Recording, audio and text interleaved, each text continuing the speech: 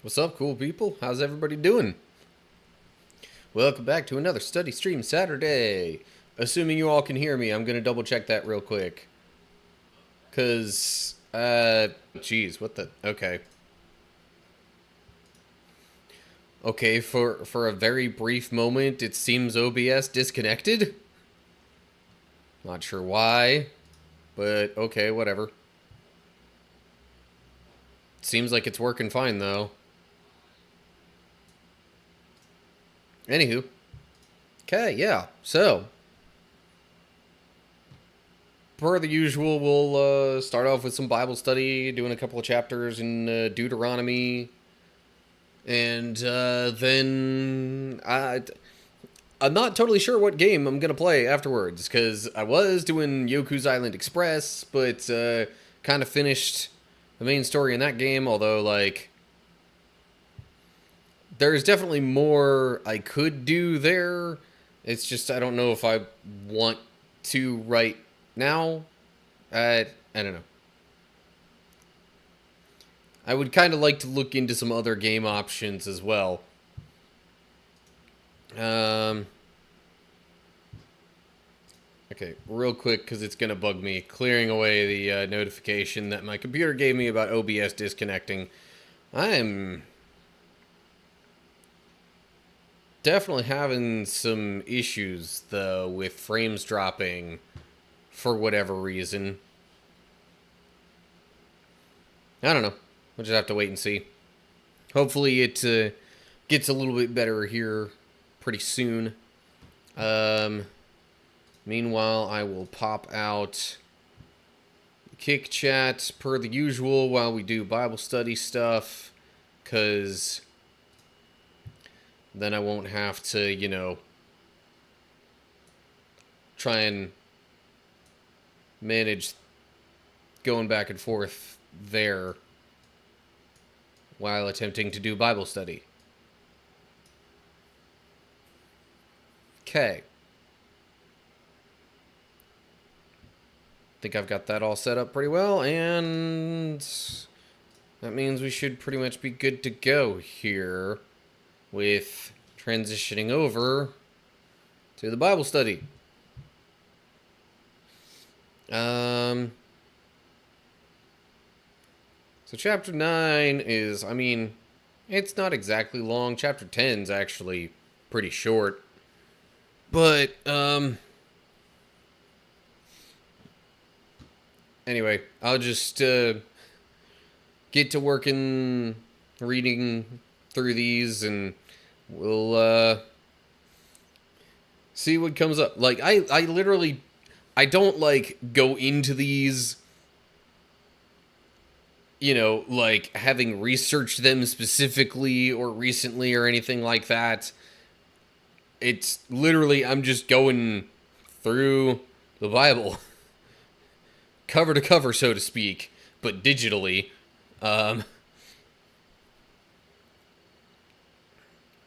So yeah, we'll see what we can gain from reading these chapters, because there's always something that you could take away from it. But anywho, okay. Without further ado, I think it's about time we actually get things started with the Bible study, because I'll want to give a little context update thing while I'm recording. Although, let me just take a quick look back at the previous couple of chapters. Pretty much a bunch of Moses saying, obey God and things will go well. And turn away from God and things won't go so well. And OBS is being weird about dropping frames again. Just a little bit, though.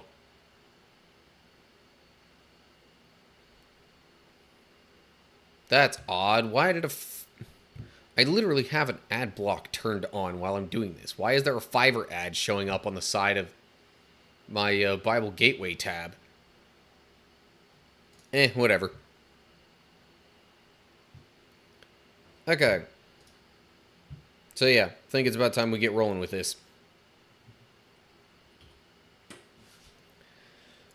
Okay, so here we go. We are looking at Deuteronomy chapter 9, and there's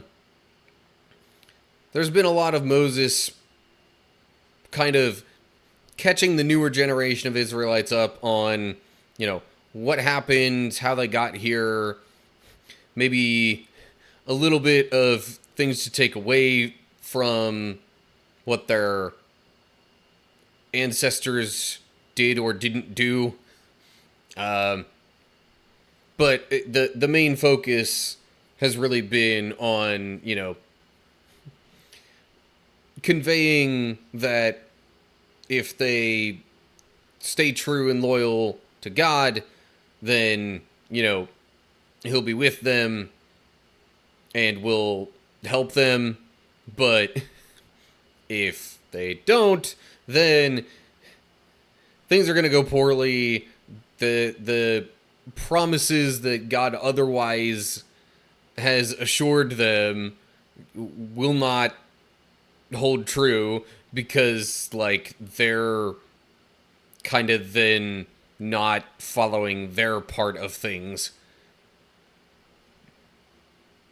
But anyway, I think this is technically still part of Moses' second address, as it's called. The first one was super brief, but there hasn't been any mention of transitioning to another one. I don't know. But anywho, I will just have to see what all else Moses adds to his words of encouragement, I guess. So anyway, here we go. Deuteronomy, chapter 9. Listen, O Israel. Today you are about to cross the Jordan River to take over the land belonging to nations much greater and more powerful than you. They live in cities with walls that reach to the sky. The people are strong and tall, descendants of the famous Anakite giants. You've heard the saying, who can stand up to the Anakites? But recognize today that the Lord your God is the one who will cross over ahead of you like a devouring fire to destroy them. He will subdue them so that you will quickly conquer them and drive them out, just as the Lord has promised. There was mention of this previously. I forget honestly whether or not it was within Deuteronomy. I think there was some mention within Deuteronomy of God going before them and actually possibly sending some sort of like plague or possibly like insects to like drive the current inhabitants out of the promised land. But in any case, like, no matter what method God, chose to use in this context, like, the broader encouragement is to, not get discouraged about the, impressive physical nature of their opponents that they're going to encounter while taking over the promised land and conquering it and settling in it. Because, like, God's with them. He's going to take care of it in some way or another. It seems like, based on previous descriptions, he's choosing at least part of what God is choosing to do is to, drive some of the people out beforehand so that there won't be as much resistance as the Israelites go in and take over, but also so that they're not, like, driven out so quickly that, like, suddenly everything else is overrun by the animals and other things of nature to the point where it's, like, to the point where that becomes a problem. But anyway, yeah. And And if I remember right, they've already kind of had some dealings with Anakites previously in some of the kingdoms on the current side of the Jordan River that they're on. But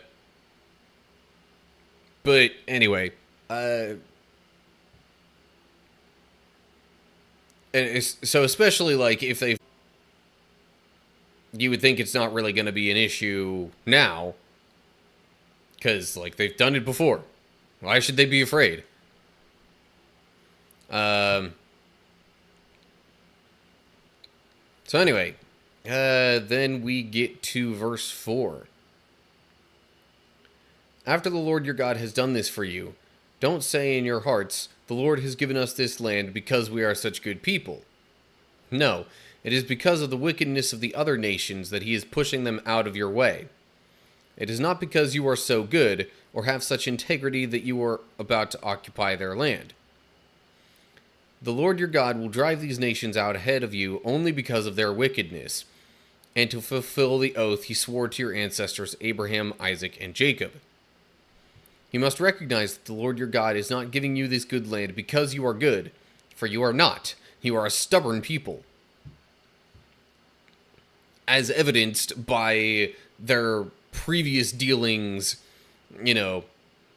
wandering through the wilderness, like complaining about their situation during that time, and even like just outright looking to other idols and things like that to worship at times, as we're about to get into. But I'll wait until we get there to explain more on that. But,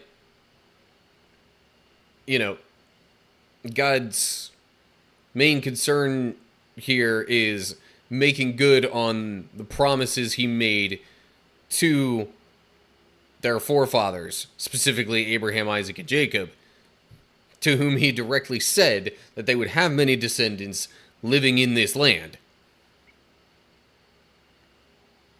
And,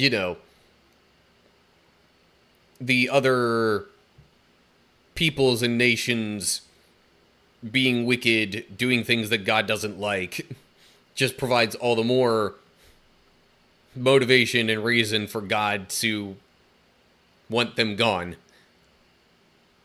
Whether just, geographically removed or, like physically body no longer living kind of removed.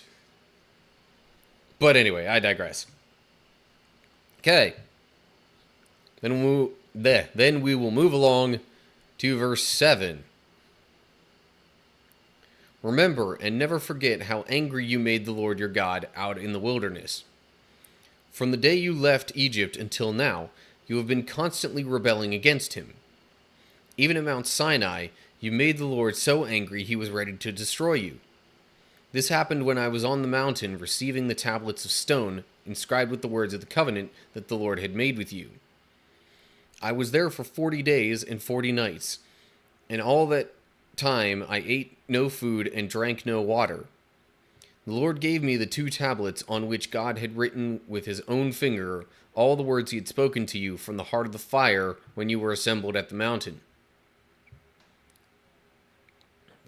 So that's kind of the context for the whole golden calf incident, as we'll read a little bit about here in a moment. But footnote there at Mount Sinai. Hebrew says Horeb, which is just another name for it.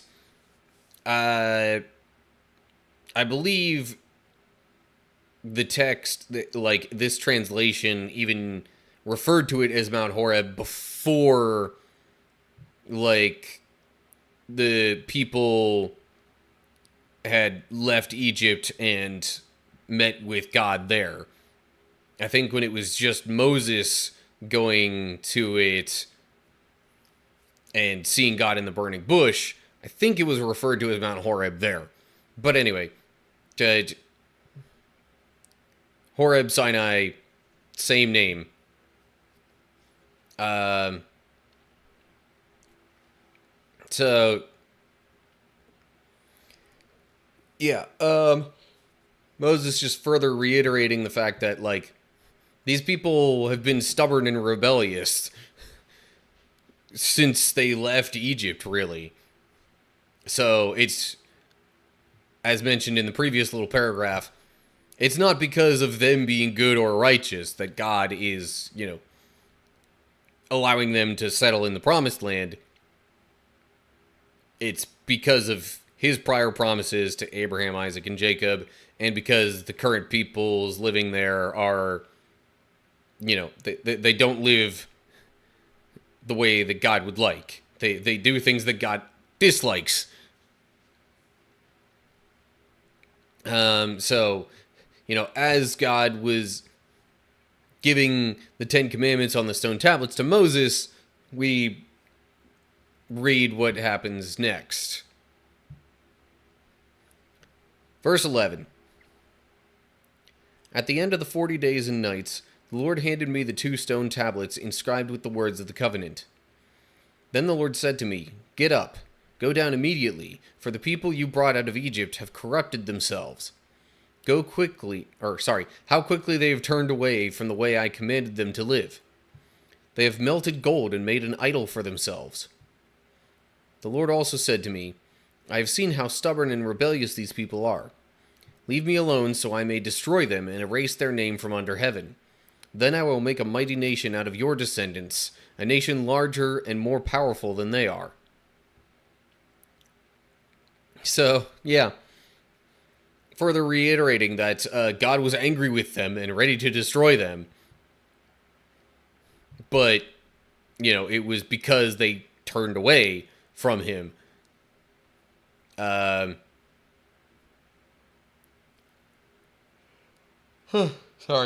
Oh, man. But yeah. God was all ready to hit the reset button with the Israelites and just be like, okay, you know what? Moses, you've been faithful. You've been good. I will keep you alive and restart this whole promised group thing with, your descendants, and we'll go from there. That's what God was ready to do. Because he wasn't about to completely undo irreparably the promise that he had made. There was no way he was going to completely wipe out everybody, including Moses. But God was also like, all right, these people just aren't listening. They've turned away. They keep being stubborn and rebellious. I'm thinking about getting rid of them. Anyway, then we get to verse 15. So while the mountain was blazing with fire, I turned and came down, holding in my hands the 2 stone tablets inscribed with the terms of the covenant. There below me I could see that you had sinned against the Lord your God. You had melted gold and made a calf idol for yourselves. How quickly you had turned away from the path the Lord had commanded you to follow. So I took the stone tablets and threw them to the ground, smashing them before your eyes. Okay, real quick.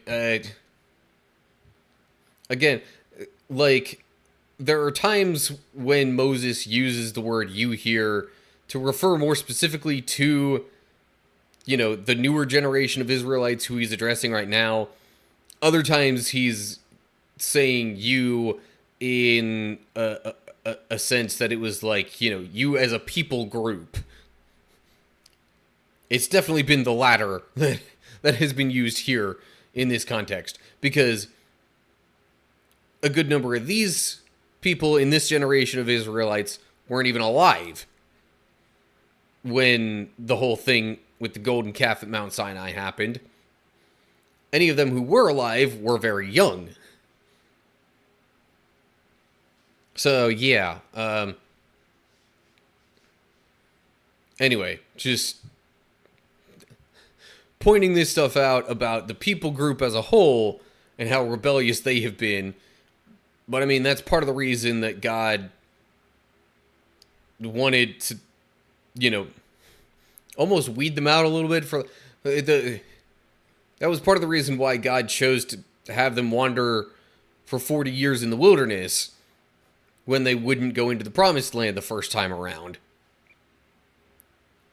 So then a bunch of the old generation died off, who was more stubborn and, didn't spend the majority of their lives learning about God's will. Whereas this new generation has hopefully at least spent the majority of their lives learning about God's will. And so would be more, ready and willing to go into the promised land, to trust God, to follow his commands, all that kind of stuff. Anyway, stone tablets have been thrown to the ground and broken. Then we get to verse 18. Then, as before, I threw myself down before the Lord for 40 days and nights. I ate no bread and drank no water because of the great sin you had committed by doing what the Lord hated, provoking him to anger. I feared that the furious anger of the Lord, which turned him against you, would drive him to destroy you. But again he listened to me. The Lord was so angry with Aaron that he wanted to destroy him too, but I prayed for Aaron, and the Lord spared him. I took your sin, the calf you had made, and melted it down in the fire, and ground it into fine dust. Then I threw the dust into